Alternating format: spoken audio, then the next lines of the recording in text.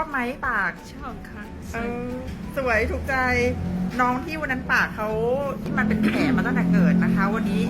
คุณหมอตัดปากกระจับให้เนียนมากเลย สวยมากเลยဒီနေ့ညီမလေးချွေလာချွတ်တယ်နော်ဒီညီမလေးပြီးခဲ့တဲ့နေ့ကဒီနှုတ်ခါတည်းတားလို့တည်တယ်လာခွဲစိတ်လိုက်တယ်ဗောနော်ငငယ်လေးတည်းနဲ့ဖြစ်တယ်ဒီနေ့လာချွတ်လာဖြိုးပြီးပြီးရှင်ညီမလေးတည်းပြီးညီမလေးအလုပ်ပြန်ဆေးတော့မယ်စိတ်ကြပြကြလာပြီးအလုပ်ပြန်ဆေးရမယ်နော်ကြိုက်လားညီမလေး